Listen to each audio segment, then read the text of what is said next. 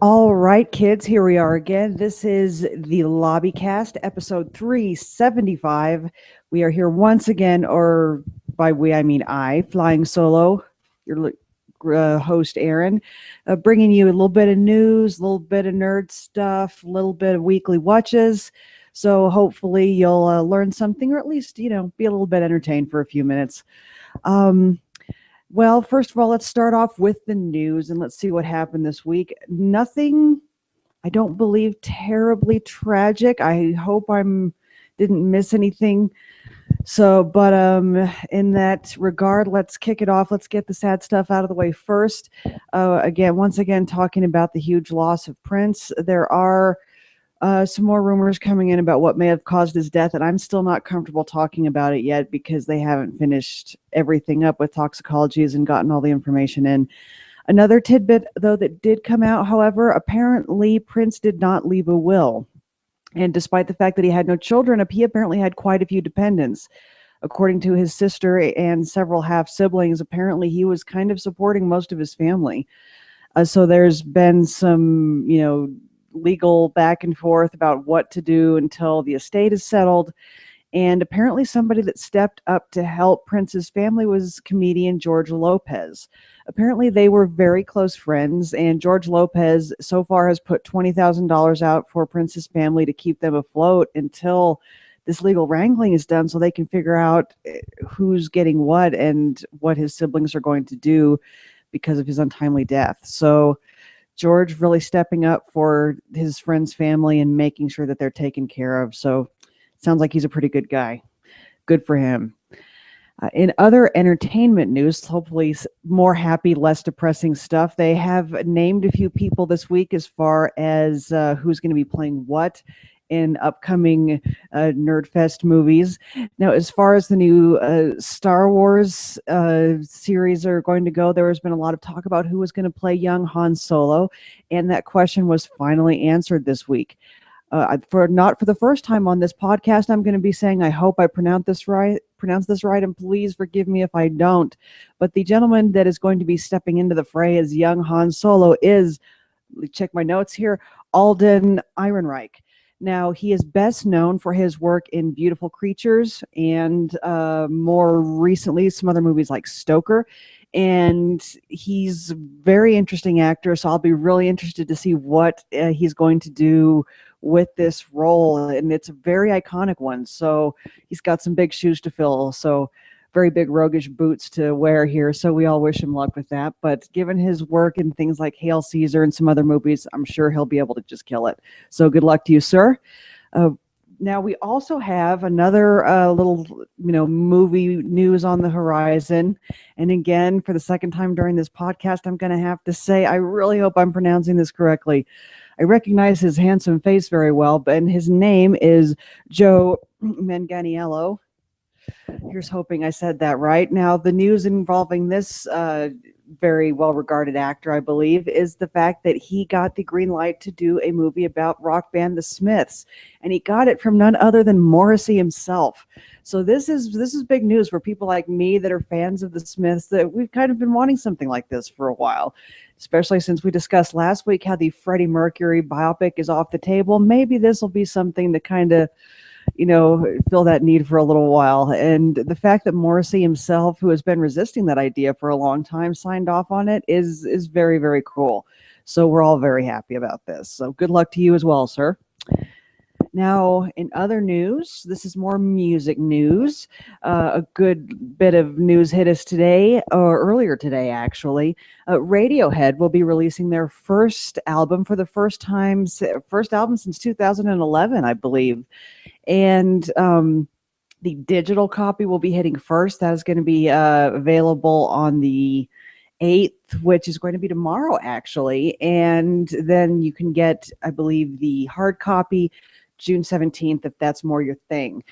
But the video, I believe the first video is going to be available. Yes, the Daydreaming video is going to be out, I believe, also this weekend in just a couple of days, maybe Sunday or Monday.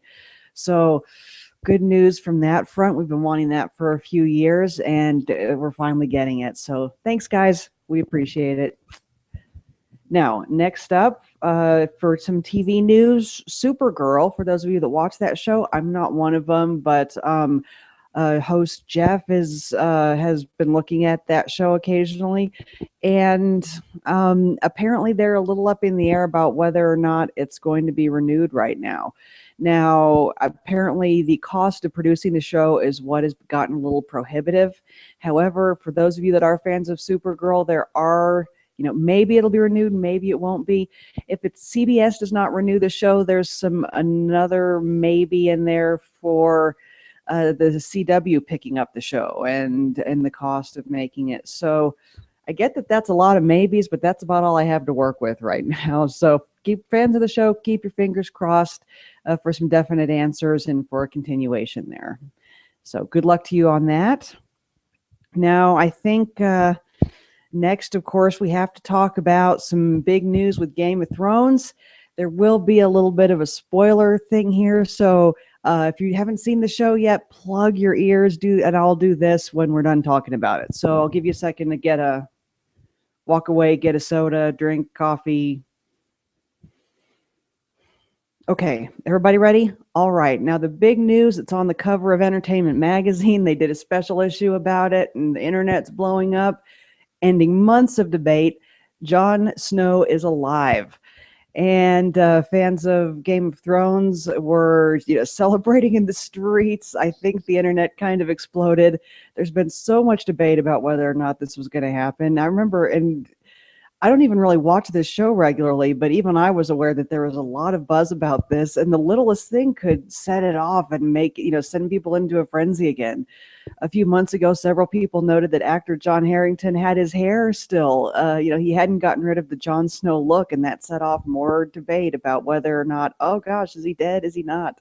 So I know there's a lot of happy Game of Thrones fans out there today. I'm thrilled for you, and hopefully he can stay alive this time, because that seems to be a hard thing to do on that show, staying alive in George R.R. Martin's world. So, all right. Anybody that went to get a soda, we're done. Spoiler over. You can take your fingers out of your ears now. We all back? Good. Glad to see you. All right. Well, I think that about wraps up what we, a lot of the big, fortunately, I don't think, like I said, I don't think anything else blew up this week. Let's hope it stays that way. Knocking on wood, please. 2016 by George R.R. Martin. Stop. We're fine with nothing else happening. Boring is good. Really. But with that, we'll move on to the weekly watches, okay? I'm not going to go into anything with listening or playing really this week, because it's just been a lot of shuffle, all the same podcast. I did listen to the Cracked podcast, which is entertaining as always. They're up for a Webby Award, actually. I guess that could be a bit of news, or what you're listening to. So there you go. We covered that. But they're up for a Webby Award, so we'll wait to see where that goes, and congratulations to you guys on the nomination. Good job. But as far as a lot of Whatchas this week, they're going to be what I was watching, because there was a lot of stuff to watch this week. There was Civil War. Amazing. That universe just keeps going and going. I had some documentaries. There was TV shows that came back on the air. Watched some old favorites, so we'll get into that. Now, as far as TV shows, I'm still enjoying the new season of Disappeared. This is, as I mentioned previously, a show on Investigation Discovery that had been on the air for 5 seasons, I believe, and then was canceled. And there was a lot of uproar on the internet about that. That show seemed to have a pretty hardcore base of fans, myself included, so we're all glad to see it back, and they're still doing some interesting work. So thank you, Investigation Discovery, for listening to the people and bringing back one of our favorite shows. Please keep it going. I also revisited Mythbusters, and like I said, they haven't been gone very long, but they've already left such a gap. I was going back and watching some of my favorite episodes of that, like the toilet bomb episode and the ice cannon episode. So miss Jamie and Adam and the build team, and hopefully we'll be seeing more of them in the future. So we're still thinking about you folks, just so you know. Now, as far as new TV shows coming back, Penny Dreadful, as we discussed last week, started up again. And I'm already so excited to see what they have in store for this season. They've got a new antagonist coming into things. I won't say much about that. And some old ones that they were kind of setting up last season also back. Yes. And these are amazing characters, from literature that they've done really interesting things with. And I'm very happy to see what is going to happen. And there's some amazing female actresses, Eva Green. I'm sorry, so sorry. Eva Green and Billie Piper just blew us all out of the water the last couple seasons, and are continuing to do so already. So we're so happy that it's back. It's been a wait, but it was worth it. So far, it's been worth it. Good job there. And the last couple things I guess I have to talk about were actually a couple of documentaries. The first one, for those of you that were around in the 80s, or perhaps even have parents that were around in the 80s, might be familiar with hair band Twisted Sister. They still have, the sister fandom is still going strong, and the band is still going strong. Unfortunately, they lost a member, AJ, earlier this year to heart disease, but the remaining band members still tour, and this was a documentary called We Are Twisted Fucking Sister, appropriately enough. And it was an interesting documentary about, kind of the start of the band and their life and career so far up to this point. And it was produced by the SMFs, who, for those of you not in the know, is the Twisted Sister, fan club, and it is the sick motherfucking fans of Twisted Sister. And so the SMFs actually got this documentary produced, and so it is very much a documentary for fans by fans. I don't know, and it's very interesting for people like me that have loved this band since I was a wee snip of a thing. And actually, that band was one of the first things that really helped me traumatize my parents, because the first time I looked up at them and said I wanted to trade out my little pink Holly Hobby bedspread for Twisted Sister wallpaper, and my mom started clutching her chest and my dad went pale. Fond childhood memories, scary, scary rock and roll figures at the time, and interesting ones too. Very outspoken against censorship. Dee Snider famously went up against when they first started putting sticker warning labels on albums back in the day. A lot of you younger snips might not remember when those weren't around, but those of us that were there remember when that was not an issue. There were a lot of artists that a bunch of senators' wives got together, spouses got together, and formed, the PMRC, Parent Music Resource Center, and wanted the power to kind of arbitrarily put censorship stickers on things, which not always a great idea, in my opinion. A rating system is one thing, but this was kind of an arbitrary, if we don't like it, we can put a sticker on it sort of thing. And if you had a sticker back in the day, you didn't get sold. And sometimes that's still very much the case with, giants like Walmart. They're very reluctant to sell anything but censored music. So that was and still is an issue, and this band was right in the center of it. So if censorship is an issue you hold close to your heart, you don't know who Twisted Sister is, this might be something you want to look into, because they were one of the only targeted bands back in the day that stepped up to the plate. In fact, they were kind of the only one. Everybody else kind of just, Prince, was one of the targeted artists, and he spoke out against it. But Dee Snider was very outspoken and actually went to the Senate hearings and spoke. It was kind of an interesting incident, an interesting time, and they do talk about that a bit in the documentary. So might want to look into that.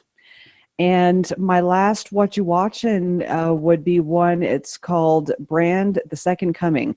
This is about a comedian turned revolutionary, Russell Brand. And it's a very interesting watch. No matter what you think about Russell Brand, I get that he can be a bit divisive for some people. His grandiosity can be a bit puzzling or off-putting for some.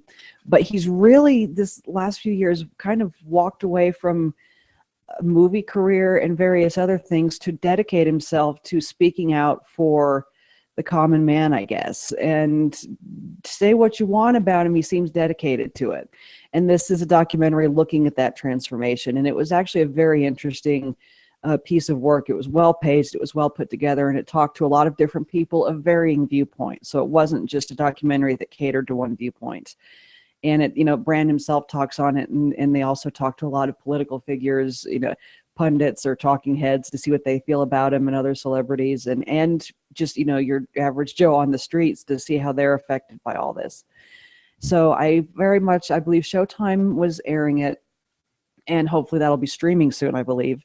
So if you really are interested in the current political climate, that might be a good thing for you to look up and watch.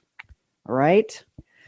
And a couple more things as far as what you're watching. These are just little internet videos, but it's been kind of a depressing couple weeks, so I think we could all use a little bit of fun. The first one, for you Harry Potter fans out there, a skydiving team actually took it upon themselves to jump out of a plane and play Quidditch in midair. I highly recommend it. It is, dare I say, magic. Oh, I know, it's an awful pun. I'll be leaving shortly. I'm really sorry. I'm really sorry. But it is an amazing video. And they do fantastic work. Definitely look up the Flying Quidditch, the actual Flying Quidditch team. That is a wonderful thing to do for just to cheer up your day. And of course, I mentioned in the comments I would be talking about Deadpool again, because that movie is just the gift that keeps on giving. They have done another satirical video. It's Deadpool's Deadpool video, where they're lampooning all the ED, erectile dysfunction commercials out there. And it is fantastic. Definitely, probably not safe for work, but when you get home, definitely look it up. Look it up on your phone. Just do yourself a favor. Go look it up. In fact, I'm going to stop talking now so you can go look it up right now. This has been the PGL Lobbycast episode 375. Go have some Deadpool fun. We love you, and we'll be back next week.